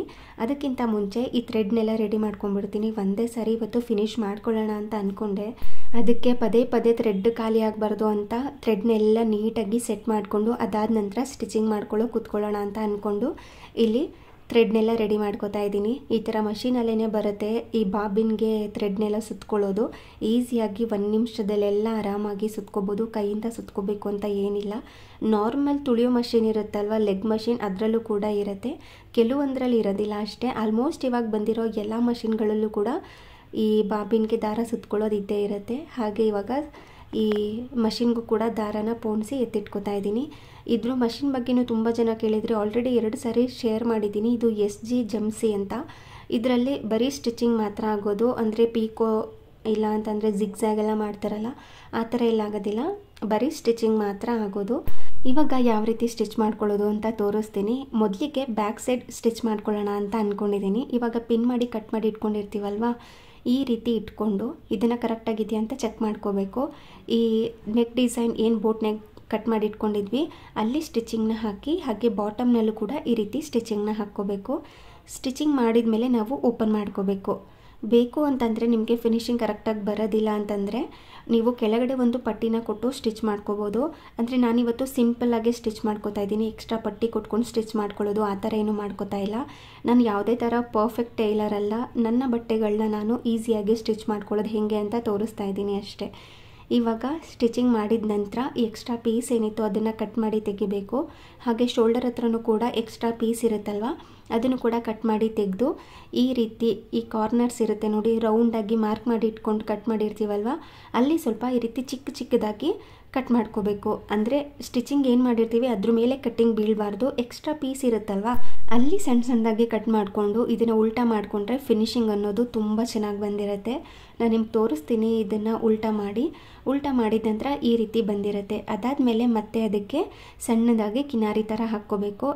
ನಾವೇನು ಮಾರ್ಕ್ ಮಾಡಿ ಕಟ್ ಮಾಡಿ ಸ್ಟಿಚ್ ಮಾಡಿದ್ದಾದಮೇಲೆ ಫಿನಿಶಿಂಗ್ ಬಂದಿರುತ್ತಲ್ವ ಇದ್ರ ಮೇಲೆ ಮತ್ತೆ ಸ್ಟಿಚಿಂಗ್ನ ಹಾಕ್ಕೊಳ್ಳೋದು ಹೇಗೆ ಅಂತ ತೋರಿಸ್ತೀನಿ. ಇಲ್ಲಿ ಇದ್ರ ಮೇಲೆ ಸ್ಟಿಚಿಂಗ್ನ ಹಾಕಿ ಹಾಗೆ ಇಲ್ಲೂ ಕೂಡ ಕರೆಕ್ಟಾಗಿ ಪೀಸ್ ಅಂದರೆ ಮೇನ್ ಪೀಸ್ ಮತ್ತು ಲೈನಿಂಗ್ ಪೀಸ್ನೆಲ್ಲ ಇಟ್ಕೊಂಡು ಈ ರೀತಿ ನೀಟಾಗಿ ಸ್ಟಿಚ್ ಮಾಡ್ಕೋಬೇಕು. ಇವಾಗ ಈ ಥರ ಕಾಣಿಸುತ್ತೆ. ಇವಾಗ ಆಲ್ಮೋಸ್ಟ್ ಬ್ಯಾಕ್ ಸೈಡ್ ರೆಡಿಯಾಗಿತ್ತು. ಇದನ್ನು ಹಿಂಗೇ ಕೂಡ ಇಟ್ಕೋಬೋದು ಬೇಕು ಅಂತಂದರೆ, ಇಲ್ಲ ಅಂತ ಅಂದರೆ ಇದಕ್ಕೆ ಡಿಸೈನ್ ಮಾಡ್ಕೊಬೋದು. ನಾನಿವತ್ತು ಡಿಸೈನ್ನ ಮಾಡ್ತಾಯಿದ್ದೀನಿ. ಅದಕ್ಕಿಂತ ಈ ಪೀಸ್ ರೆಡಿ ಮಾಡಿ ಇಟ್ಕೊಂಡಿದ್ದೆ ಅಲ್ವಾ, ಆ ಪೀಸ್ನ ಒಂದು ಅರ್ಧ ಇಂಚಂಗೆ ಬಿಟ್ಟು ಕಟ್ ಮಾಡಿ ಅದಾದಮೇಲೆ ಇಲ್ಲೂ ಕೂಡ ಸಣ್ಣದಾಗಿ ಕಟ್ ಮಾಡಿಕೊಂಡು ಈ ರೀತಿ ಇದನ್ನು ಮಡಚ್ಕೊಂಡು ಸ್ಟಿಚ್ ಮಾಡ್ಕೋಬೇಕು ಒಳಗಡೆ ಆದಂಗೆ. ನಾನು ಆಲ್ರೆಡಿ ಅಯನ್ ಕೂಡ ಮಾಡಿದ್ದೀನಿ. ಹಾಗೆಯೇ ಈ ಕ್ಯಾನ್ವಾಸ್ ಮತ್ತು ಲೈನಿಂಗ್ ಪೀಸ್ ಏನಿತ್ತು ಅದೆರಡನ್ನೂ ಕೂಡ ಅಟ್ಯಾಚ್ ಮಾಡ್ಕೊಳ್ಳೋ ಥರ ಸ್ಟಿಚಿಂಗ್ ಕೂಡ ಹಾಕ್ಕೊಂಡಿದ್ದೀನಿ. ಅದಾದಮೇಲೆ ಇದನ್ನು ಫೋಲ್ಡ್ ಮಾಡ್ಕೊಂಡು ಸ್ಟಿಚ್ ಮಾಡ್ಕೋಬೇಕು. ಇದ್ರ ಬಗ್ಗೆ ಎಲ್ಲರಿಗೂ ಗೊತ್ತಿರುತ್ತೆ, ಸಿಂಪಲ್ಲಾಗಿ ಮಾಡ್ಕೊಳ್ಳೋದು, ಇದೇನು ಎಕ್ಸ್ಪ್ಲೈನ್ ಮಾಡ್ಕೊಳ್ಳೋ ಅಗತ್ಯ ಇಲ್ಲ. ಇವಾಗ ಇದು ರೆಡಿಯಾಗಿರುತ್ತೆ. ಈ ಪೀಸ್ನ ಈ ಮೇನ್ ಫ್ಯಾಬ್ರಿಕ್ ಮೇಲೆ ಇಟ್ಕೊಂಡು ಈ ಥರ ನೀವು ಕರೆಕ್ಟಾಗಿ ಮಧ್ಯಕ್ಕೆ ಬರೋ ಥರ ಸೆಟ್ ಮಾಡ್ಕೋಬೇಕು. ಸೆಟ್ ಮಾಡಿಕೊಂಡು ಒಂದು ಗುಂಡ್ಪಿನ್ನ ಹಾಕಿ ನಾವು ಇದನ್ನು ಕ್ಲೋಸ್ ಮಾಡಿಕೊಂಡ್ರೆ ಪೀಸ್ ಎಲ್ಲೂ ಕೂಡ ಅಲ್ಗಾಡೋದಿಲ್ಲ, ಕರೆಕ್ಟಾಗಿ ಹಾಗೆ ಇರುತ್ತೆ. ಅದಾದಮೇಲೆ ಈ ಕ್ಯಾನ್ವಾಸ್ ಪೇಪರ್ ಕಟ್ಟಿಂಗ್ ಇತ್ತಲ್ವ ಅದ್ರ ಪಕ್ಕಕ್ಕೆ ನಾವು ಸ್ಟಿಚಿಂಗ್ನ ಹಾಕ್ಕೊಳ್ತಾ ಹೋಗಬೇಕು. ಕ್ಯಾನ್ವಾಸ್ ಪೇಪರ್ ಮೇಲೆ ಸ್ಟಿಚಿಂಗ್ ಬರಬಾರ್ದು, ಅದ್ರ ಪಕ್ಕ ಬರೀ ಫ್ಯಾಬ್ರಿಕ್ ಇದೆ ಅಲ್ವಾ ಅದ್ರ ಮೇಲೆ ಸ್ಟಿಚಿಂಗ್ ಬರಬೇಕು. ಆ ರೀತಿ ಸ್ಟಿಚಿಂಗ್ ಮಾಡಿ ಈ ಎಕ್ಸ್ಟ್ರಾ ಪೀಸ್ ಏನಿದೆ ಅಲ್ವಾ ಅದನ್ನು ಕೂಡ ಕಟ್ ಮಾಡಿ ತೆಗಿಬೇಕು. ತೆಗೆದಿದ ನಂತರ ಇದನ್ನು ಉಲ್ಟಾ ಮಾಡಿದ್ರೆ ನಮಗೆ ಡಿಸೈನ್ ಅನ್ನೋದು ಪರ್ಫೆಕ್ಟಾಗಿ ಬಂದಿರುತ್ತೆ, ಅಂದರೆ ಫಿನಿಶಿಂಗ್ ಅನ್ನೋದು ಚೆನ್ನಾಗಿ ಬಂದಿರುತ್ತೆ. ಇಲ್ಲೂ ಕೂಡ ಈ ಸ್ವಲ್ಪ ರೌಂಡಾಗಿತ್ತಲ್ವ ಅಲ್ಲೆಲ್ಲ ಚಿಕ್ಕದಾಗಿ ಕಟ್ ಮಾಡಿಕೊಂಡು ಈ ರೀತಿ ಫಿನಿಶಿಂಗ್ನ ಕೊಟ್ಕೊಂಡಿದ್ದೀನಿ. ಅದಾದಮೇಲೆ ಈ ರೀತಿ ಉಲ್ಟಾ ಮಾಡಿದ ನಂತರ ಇದನ್ನು ಈ ರೀತಿ ಫೋಲ್ಡ್ ಮಾಡಿಕೊಂಡು ಸ್ಟಿಚ್ ಮಾಡ್ಕೋಬೇಕು. ಆವಾಗ ಇನ್ನೂ ಚೆನ್ನಾಗಿ ಫಿನಿಶಿಂಗ್ ಅನ್ನೋದು ಬರುತ್ತೆ. ಕ್ಯಾನ್ವಾಸ್ ಹಾಕ್ಕೊಳ್ಳದೆ ಕೂಡ ಮಾಡ್ಕೋಬೋದು, ಕ್ಯಾನ್ವಾಸ್ ಹಾಕಿ ಕೂಡ ಮಾಡ್ಕೋಬೋದು, ಇಲ್ಲ ಅಂದರೆ ತೊಂದರೆ ಇಲ್ಲ, ಹಾಗೂ ಕೂಡ ಮಾಡ್ಕೋಬೋದು. ನಿಮಗೇನಾದ್ರೂ ಇತ್ತು ಅಂದರೆ ಈ ರೀತಿ ಮಾಡ್ಕೊಳ್ಳಿ, ಫಿನಿಶಿಂಗ್ ತುಂಬ ಚೆನ್ನಾಗಿ ಬರುತ್ತೆ. ತುಂಬ ಸರಿ ಹೇಳ್ತಾ ಇದ್ದೀನಿ ಫಿನಿಶಿಂಗ್ ಅಂತ, ಅಂದರೆ 10 ಸತಿ ಹೇಳಿದ್ರೇ ಅರ್ಥ ಆಗೋದು ಅಂತ ಅಷ್ಟೇ. ಹಾಗೆಯೇ ಅದ್ರ ಸುತ್ತಲೂ ಕೂಡ ಇನ್ನೊಂದು ಸರಿ ಸ್ಟಿಚಿಂಗ್ನ ಮಾಡಿಕೊಂಡು ಕ್ಲೋಸ್ ಮಾಡ್ಕೊಂಡಿದ್ದೀನಿ. ಇವಾಗ ಇದು ಈ ಥರ ಕಾಣಿಸ್ತಾ ಇದೆ. ಇದು ಕಂಪ್ಲೀಟಾಗಿ ಫಿನಿಶಿಂಗ್ ಆದಮೇಲೆ ಚೆನ್ನಾಗಿ ಕಾಣಿಸುತ್ತೆ. ಅದಾದಮೇಲೆ ಇಲ್ಲೂ ಕೂಡ ಸ್ಟಿಚಿಂಗ್ನ ಹಾಕಿ ಎಕ್ಸ್ಟ್ರಾ ಪೀಸ್ ಏನಿದೆ ಅದನ್ನು ಕೂಡ ಕಟ್ ಮಾಡಿ ತೆಗೆದ್ರೆ ನಮಗೆ ಈ ಥರ ಬರುತ್ತೆ. ಇದಕ್ಕೆ ನಾವು ಕಟ್ಟೋ ಥರನಾದ್ರೂ ಮಾಡ್ಕೋಬೋದು, ಅಂದರೆ ಟೈ ಮಾಡೋ ಥರ. ಇವತ್ತು ನಾನು ಇದಕ್ಕೆ ಬೋತ್ ಥರ ಡಿಸೈನ್ ಮಾಡ್ಕೋತಾ ಇದ್ದೀನಿ. ಅದಕ್ಕೋಸ್ಕರ ಇಲ್ಲಿ 1.5 ಇಂಚಂಗೆ ಒಂದು ಪೀಸ್ನ ಕಟ್ ಮಾಡಿಕೊಂಡು ಅದನ್ನು ಫೋಲ್ಡ್ ಮಾಡಿಕೊಂಡು ಈ ರೀತಿ ಒಂದು ಚಿಕ್ಕದಾಗಿ ಪೀಸ್ನ ರೆಡಿ ಮಾಡ್ಕೋತಾ ಇದ್ದೀನಿ, ಅಂದರೆ ಅದಕ್ಕೆ ಅಟ್ಯಾಚ್ ಮಾಡ್ಕೊಳ್ಳೋದಕ್ಕೆ ಅಂತ. ಬೋನು ಕೂಡ ಮಾಡ್ಕೋತೀನಿ. ಆ ಬೋ ಅಟ್ಯಾಚಿಂಗ್ಗೆ ಅಂತ ಇದೊಂದನ್ನು ರೆಡಿ ಮಾಡ್ಕೋತಾ ಇರೋದು. ನಾನು ಮೊದಲೇ ಹೇಳಿದಾಗೆ ಈ ರೀತಿ ಬೋನಾದರೂ ಹಾಕ್ಕೋಬೋದು ನೀವು, ಇಲ್ಲ ಅಂತಂದರೆ ಟೈ ಮಾಡ್ತೀವಲ್ವ ಬ್ಯಾಕ್ ಸೈಡಲ್ಲಿ ಕಟ್ಕೋತೀವಲ್ಲ ಆ ಥರ ಕೂಡ ಮಾಡ್ಕೋಬೋದು. ನಿಮ್ಗೆ ಹೆಂಗೆ ಅನುಕೂಲ, ನಿಮ್ಗೆ ಯಾವ ಡಿಸೈನ್ ಇಷ್ಟ ಆ ಥರ ಮಾಡ್ಕೋಬೋದು. ಆದರೆ ನಾನಿಲ್ಲಿ ಈ ಥರ ಮಾಡ್ಕೋತಾ ಇದ್ದೀನಿ. ಈ ಪೀಸ್ ಏನಿತ್ತು ಅದನ್ನು ಈ ರೀತಿ ಅಟ್ಯಾಚ್ ಮಾಡಿಕೊಂಡು 2 ಕಾರ್ನರಲ್ಲೂ ಕೂಡ ಸ್ಟಿಚಿಂಗ್ನ ಹಾಕಿ ಕ್ಲೋಸ್ ಮಾಡ್ಕೋಬೇಕು. ಹಾಗೆ ಇಲ್ಲಿ 5 ಇಂಚಸ್ ಇರೋ ಥರ ಒಂದು ಪೀಸ್ನ ಕಟ್ ಮಾಡಿಕೊಂಡು ಹಾಗೆ ಇದಕ್ಕೆ ಬೋ ಮಾಡ್ಕೊಳ್ಳೋದಕ್ಕೆ ಅಂತ ಇಲ್ಲಿ ಒಂದು ಲೈನನ್ನು ಹಾಕ್ಕೋತಾ ಇದ್ದೀನಿ. ವಿಡ್ತ್ ನೀವು ಎಷ್ಟು ಬೇಕಾದರೂ ತೊಗೋಬೋದು. ನಿಮಗೆ ದೊಡ್ಡ ಬೋ ಬೇಕಿದ್ದರೆ ಜಾಸ್ತಿ ತೊಗೋಬೋದು, ಚಿಕ್ಕ ಬೋ ಬೇಕಿದ್ದರೆ ಚಿಕ್ಕದಾಗಿ ತೊಗೋಬೋದು. ಲೆಂತ್ ಒಂದು 5 ಇದ್ದರೆ ಸಾಕು, ವಿಡ್ತ್ ಬಂದು ಅದ್ರ ಡಬಲ್ ಇದ್ದರೂ ಕೂಡ ಸಾಕಾಗುತ್ತೆ. ಅದನ್ನು ಕಟ್ ಮಾಡಿ ಎಕ್ಸ್ಟ್ರಾ ಪೀಸ್ ಏನಿತ್ತು ಅದನ್ನು ತೆಗೆದು ಹಾಗೆ ಸ್ಟಿಚಿಂಗ್ ಆಗಿರುತ್ತಲ್ವ ಮತ್ತು ಇದನ್ನು ಇನ್ನೊಂದು ಕಡೆ ಸ್ಟಿಚಿಂಗ್ ಮಾಡಿಕೊಂಡು ಇನ್ನೊಂದು ಸೈಡ್ ಹಾಗೆಯೇ ಖಾಲಿ ಬಿಟ್ಟಿರಬೇಕು. ಈ ಸೈಡ್ ಸ್ಟಿಚಿಂಗ್ ಮಾಡ್ಕೊಳ್ಳೋದಕ್ಕೆ ಹೋಗಬಾರ್ದು. ಅದಾದಮೇಲೆ ಇದನ್ನು ಉಲ್ಟಾ ಮಾಡಿದ್ರೆ ನಮಗೆ ಸೀದಾ ಬರುತ್ತೆ. ಪೀಸ್ನ ನಾವು ಉಲ್ಟಾ ಇಟ್ಕೊಂಡೇ ಸ್ಟಿಚ್ ಮಾಡ್ಕೋಬೇಕು, ಆವಾಗ ನಾವು ಅದನ್ನು ಉಲ್ಟಾ ಮಾಡಿಕೊಂಡಾಗ ಈ ಥರ ಸೀದಾ ಬರುತ್ತೆ. ಇವಾಗ ನೋಡಿ ಇಷ್ಟು ಬಂದಿದೆ ಅಲ್ವಾ. ಇವಾಗ ಇದಕ್ಕೆ ಈ ಸೈಡಲ್ಲಿ ಖಾಲಿ ಬಿಟ್ಟಿದ್ವಿ ಅಲ್ವಾ, ಅಲ್ಲಿ ಒಂದು ಸ್ಟಿಚಿಂಗ್ನ ಹಾಕಿ ಬೋನ ಕಂಪ್ಲೀಟ್ ಮಾಡ್ಕೋಬೇಕು. ಅಂದರೆ ಈ ಪೀಸ್ನ ಕಂಪ್ಲೀಟ್ ಮಾಡ್ಕೋಬೇಕು. ನೋಡಿ ಈ ಸೈಜಲ್ಲಿ ಬರುತ್ತೆ. ನಾನು ಮೊದಲೇ ಹೇಳ್ದಾಗೆ ಚಿಕ್ಕದಾಗಿ ಬೇಕಿದ್ರೆ ಮಾಡ್ಕೋಬೋದು, ದೊಡ್ಡದಾಗಿ ಕೂಡ ಮಾಡ್ಕೋಬೋದು. ಹಾಗೆ ಇವಾಗ ಬೋ ರೀತಿ ಮಾಡ್ಕೊಳ್ಳೋದಕ್ಕೆ ಅಂತ ಒಂದು ಸೂಜಿಗೆ ಸೇಮ್ ಕಲರ್ ಥ್ರೆಡ್ನ ಹಾಕಿ ಇವಾಗ ಬೋನ ರೆಡಿ ಮಾಡ್ಕೋತಾ ಇದ್ದೀನಿ. ಕರೆಕ್ಟಾಗಿ ಸೆಂಟರ್ಗೆ ಒಂದು ಮಾರ್ಕ್ನ ಮಾಡಿ ಅಲ್ಲಿ ಒಂದು ಚಿಕ್ಕದಾಗಿ ಬಟ್ಟೆನ ಸೇರಿಸ್ಕೊಳ್ತಾ ಹೋಗಿ ಈ ಥರ ಒಂದು ರೌಂಡಾಗಿ ಗಂಟು ಹಾಕ್ಕೋಬೇಕು. ನಿಮಗೆ ಎಷ್ಟು ಗಟ್ಟಿಯಾಗಿ ಬರುತ್ತೋ ಆ ಥರ ಗಂಟು ಹಾಕಿ ಈ ಥರ ರೆಡಿ ಮಾಡ್ಕೋಬೇಕು. ಇವಾಗ ಬೋ ರೆಡಿ ಆಗಿದೆ. ಅದಕ್ಕೆ ಅಂತ ಒಂದು ಪೀಸ್ನ ರೆಡಿ ಮಾಡಿ ಇಟ್ಕೊಂಡಿದ್ವಿ ಅಲ್ವಾ, ಅದು ಒಂದು 2 ಇಂಚ್ ಅಥವಾ 2.5 ಇಂಚಸ್ಗೆ ಕಟ್ ಮಾಡಿಕೊಂಡು ಅದನ್ನು ನಾವು ಥ್ರೆಡ್ ಕಾಣೋ ಥರ ಇತ್ತಲ್ವ, ಅದನ್ನು ಕ್ಲೋಸ್ ಮಾಡ್ಕೊಳ್ಳೋದಕ್ಕೆ ಅಂತ ಈ ರೀತಿ ಹಾಕಿ ಇದನ್ನು ಕೂಡ ಉಲ್ಟಾ ಇಟ್ಕೊಂಡು ಒಂದು ಕೈಯಿಂದನೇ ಹೊಲಿಗೆನ ಹಾಕ್ಕೋತಾ ಇದ್ದೀನಿ. ಕೈ ಹೊಲಿಗೆನೇ ಬೆಟರ್. ಇದಕ್ಕೆ ಮಷಿನ್ ಹೊಲಿಗೆ ಹಾಕ್ಕೊಂಡ್ರೆ ನೀಟಾಗೂ ಕೂಡ ಬರೋದಿಲ್ಲ, ಚೆನ್ನಾಗೂ ಕೂಡ ಕಾಣಿಸೋದಿಲ್ಲ. ಅದಕ್ಕೋಸ್ಕರ ಕೈ ಹೊಲಿಗೆನೇ ಹಾಕಿ ಗಟ್ಟಿಯಾಗಿ ಈ ರೀತಿ ಗಂಟು ಹಾಕ್ಕೊಂಡಿದ್ದೀನಿ. ಅದಾದಮೇಲೆ ಈ ಬೋ ಏನಿದೆ ಅದನ್ನು ಸೆಂಟರ್ಗೆ ಬರೋ ಥರ ನೋಡಿಕೊಂಡು ಮತ್ತೆ ಇವಾಗ ಸೂಜಿಯಿಂದನೇ ಇದನ್ನು ಹೊಲಿದು ರೆಡಿ ಮಾಡ್ಕೋಬೇಕು. ತುಂಬ ಚೆನ್ನಾಗಿ ಕಾಣಿಸುತ್ತೆ ಈ ಡಿಸೈನ್. ಮೇಲ್ಗಡೆ ಡಿಸೈನ್ ಮಾಡ್ಕೋಬೋದು. ಹಾಗೆ ಇವಾಗಂತೂ ಟ್ರೆಂಡ್ ಅಲ್ವಾ ಕೆಳಗಡೆ ಅಂದರೆ ಬ್ಲೌಸ್ ಕೆಳಗಡೆ ಡಿಸೈನ್ ಮಾಡ್ಕೊಳ್ಳೋದು. ಅದಕ್ಕೋಸ್ಕರ ಈ ಥರ ರೆಡಿ ಮಾಡಿ ಇಟ್ಕೊಂಡಿದ್ದೀನಿ. ತುಂಬ ಡೀಪ್ ಅಂತ ಏನೂ ಅನಿಸೋದಿಲ್ಲ, ತುಂಬ ಚೆನ್ನಾಗಿ ಕಾಣಿಸುತ್ತೆ. ನೋಡಿ ಈ ಥರ ಇದೆ ಬ್ಯಾಕ್ ಡಿಸೈನ್. ಕಂಪ್ಲೀಟಾಗಿ ಈ ಥರ ರೆಡಿ ಆಯಿತು. ಇದನ್ನು ನಾನು ಯಾವುದೇ ಥರ ಕಾಂಟ್ರಾಸ್ಟ್ ಪೀಸ್ನ ಕೊಟ್ಟು ಸ್ಟಿಚಿಂಗ್ ಮಾಡ್ಕೊಂಡಿಲ್ಲ, ಯಾಕೆಂದರೆ ಬೇರೆ ಸೀರೆಗಳಿಗೂ ಮಿಕ್ಸ್ ಮ್ಯಾಚ್ ಮಾಡ್ಕೋಬೋದು ಅಂತ. ನಾವು ಬ್ಯಾಕ್ ಸೈಡ್ ಹೇಗೆ ನೆಕ್ ಡಿಸೈನ್ ಸ್ಟಿಚ್ ಮಾಡ್ಕೊಂಡಿದ್ವಿ ಅದೇ ರೀತಿ ಫ್ರಂಟ್ ಸೈಡು ಕೂಡ ಉಲ್ಟಾ ಮಾಡ್ಕೊಂಡು ಸ್ಟಿಚಿಂಗ್ ಮಾಡಿಕೊಂಡು ಈ 2 ಪೀಸು ಸೈಡಲ್ಲಿ ಏನಿದೆ ಅಲ್ವಾ ಅದನ್ನು ಕೂಡ ಅಟ್ಯಾಚ್ ಮಾಡ್ಕೊಂಡಿದ್ದೀನಿ. ಅಂದರೆ ಫಸ್ಟು ಬರೀ ನೆಕ್ ಡಿಸೈನ್ ಮಾತ್ರ ಸ್ಟಿಚ್ ಮಾಡಿ ಅದನ್ನು ಉಲ್ಟಾ ಮಾಡಿ ಕಿನಾರಿ ಹಾಕಿ ಅದಾದಮೇಲೆ ಈ ಸೈಡ್ಸಲ್ಲಿ ಸ್ಟಿಚ್ ಮಾಡಿಕೊಂಡು ಈ ಎಕ್ಸ್ಟ್ರಾ ಪೀಸ್ ಏನಿದೆ ಅಲ್ವಾ ಅದನ್ನೆಲ್ಲ ಕಟ್ ಮಾಡಿ ತೆಗಿತಾ ಇದ್ದೀನಿ. ಈ ರೀತಿ ಮಾಡ್ಕೊಳ್ಳೋದು ಅಂದರೆ ಪೀಸ್ ಆ ಕಡೆ ಈ ಕಡೆ ಆಗಬಾರ್ದು, ಹೊಲಿಯೋವಾಗ ತುಂಬ ಈಸಿಯಾಗಿ ಸಿಗಲಿ, ಕಷ್ಟ ಆಗಬಾರ್ದು ಅಂತ ಅಷ್ಟೇ. ಹಾಗೆ ಈ ಆರ್ಮ್ ಹೋಲ್ ಹತ್ರನೂ ಕೂಡ ಸ್ವಲ್ಪ ಎಕ್ಸ್ಟ್ರಾ ಪೀಸ್ ಇರುತ್ತೆ. ಈ ಶೋಲ್ಡರ್ ಹತ್ರನೂ ಕೂಡ ಎಕ್ಸ್ಟ್ರಾ ಮೇನ್ ಫ್ಯಾಬ್ರಿಕ್ ಇರುತ್ತಲ್ವ, ಅದನ್ನೆಲ್ಲ ಕಟ್ ಮಾಡಿ ರಿಮೂವ್ ಮಾಡಾದ್ಮೇಲೆ ನಮಗೆ ಪೀಸ್ ಈ ಥರ ಸಿಗುತ್ತೆ. ಹಾಗೆಯೇ ಇವಾಗ 1 ಪೀಸ್ ರೆಡಿ ಆಯಿತು. ಅದೇ ರೀತಿ ಈ ಸೈಡ್ 2 ಪೀಸ್ಗಳಿರುತ್ತೆ ಅಲ್ವಾ, ಅದನ್ನು ಫಸ್ಟು ಸ್ಟಿಚಿಂಗ್ ಮಾಡ್ಕೋಬೇಕಾಗಿಲ್ಲ. ಈ ಪೀಸ್ನ ತೆಗಿಬೇಕು. ಅಂದರೆ ಈ ಪಿನ್ನ ತೆಗೆದು ಈ ಪೀಸ್ ಏನಿದೆ ಅದನ್ನು ಕರೆಕ್ಟಾಗಿ ಉಲ್ಟಾ ಮಾಡಿ ಈ ರೀತಿ ಸೆಟ್ ಮಾಡ್ಕೋಬೇಕು. 2 ಪೀಸ್ಗಳನ್ನು ಕೂಡ ಇದೇ ರೀತಿ ಸೆಟ್ ಮಾಡ್ಕೋಬೇಕು. ಅದಾದಮೇಲೆ ನಾವು ಸ್ಟಿಚಿಂಗ್ನ ಮಾಡ್ಕೊಳ್ಳೋದು. ಮೊದಲೆಲ್ಲ ಫಸ್ಟು ನೆಕ್ ಡಿಸೈನ್ ಅದು ಇದೆಲ್ಲ ಸ್ಟಿಚ್ ಮಾಡಿ ಉಲ್ಟಾ ಮಾಡಿ ಅದೆಲ್ಲ ಮಾಡ್ತಿದ್ವಿ ಅಲ್ವಾ, ಈ ಥರ ಪೀಸ್ಗೆ ಅದರ ಅಗತ್ಯ ಇಲ್ಲ. ನಾವು ಹೇಗೆ ಪೀಸ್ನ ತೆಗೆದಿದ್ವಿ ಅಲ್ವಾ, ನೋಡಿ ಇವಾಗ ನಾನು ಅದನ್ನು ಉಲ್ಟಾ ಮಾಡಿ ತೋರಿಸ್ತೀನಿ. ಈ ಪೀಸ್ ತೆಗೆದಾದ್ಮೇಲೆ ಇದನ್ನು ಈ ಥರ ಉಲ್ಟಾ ಮಾಡಿಕೊಂಡು ಮತ್ತೆ ಪಿನ್ ಮಾಡ್ಕೋಬೇಕು. ಅರ್ಥ ಆಗಿದೆ ಅಂತ ಅನ್ಕೋತೀನಿ. ಅರ್ಥ ಆಗಲಿಲ್ಲ ಅಂದರೆ ಇನ್ನೊಂದು ಸಾರಿ ನೋಡ್ಕೊಳ್ಳಿ, ಆವಾಗ ಗೊತ್ತಾಗುತ್ತೆ. ಅದಾದಮೇಲೆ ನಾವು ಪ್ರಿನ್ಸ್ ಕಟ್ ಮಾರ್ಕ್ ಮಾಡಿ ಕಟ್ ಮಾಡಿದ್ವಿ ಅಲ್ವಾ, ಆ ಸೈಡಲ್ಲಿ ಮಾತ್ರ ಸ್ಟಿಚ್ ಮಾಡ್ಕೋಬೇಕು. ನೋಡಿ ಈ ಸೈಡಲ್ಲಿ ಮಾತ್ರ ಸ್ಟಿಚ್ ಮಾಡಿ ಇಟ್ಕೊಂಡಿದ್ದೀನಿ, ಇನ್ನೊಂದು ಸೈಡು ಹಾಗೇ ಬಿಟ್ಟಿದ್ದೀನಿ.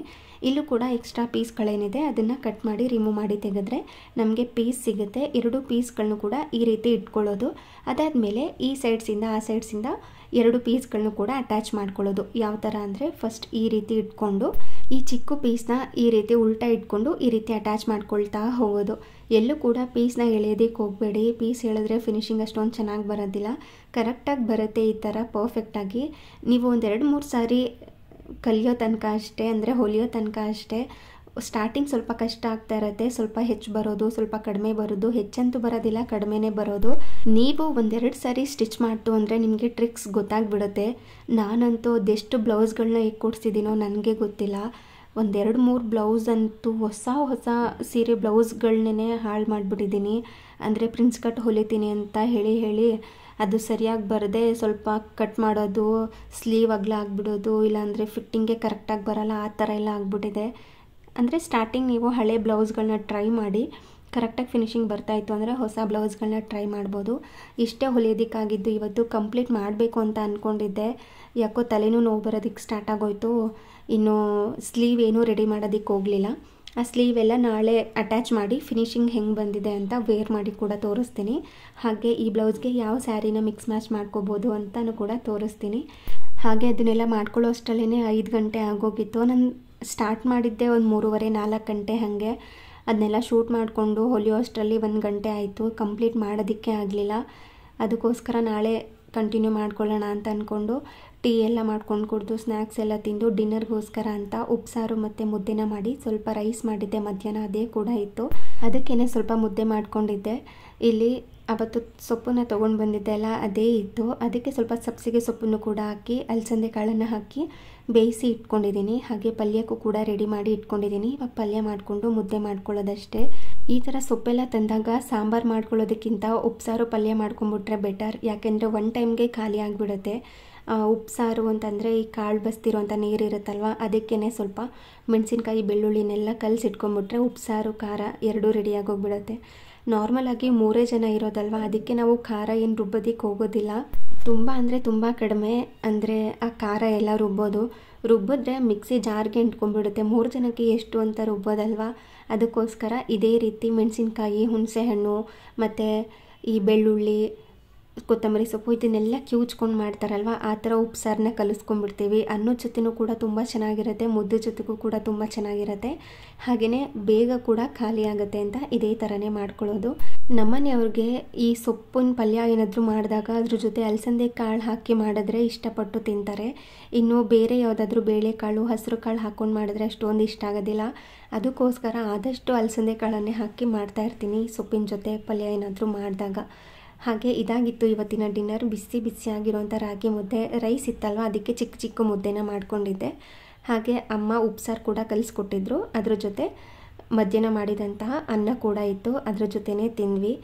ಈ ಬ್ಲೌಸ್ ಏನಿದೆ ಅದನ್ನು ನಾನು ನಾಳೆ ಕಂಪ್ಲೀಟ್ ಮಾಡಿ ತೋರಿಸ್ತೀನಿ. ಗೆಸ್ಟ್ ಏನಾದರೂ ಬಂದರೆ ಕಂಪ್ಲೀಟ್ ಮಾಡೋದಕ್ಕಾಗೋದಿಲ್ಲ.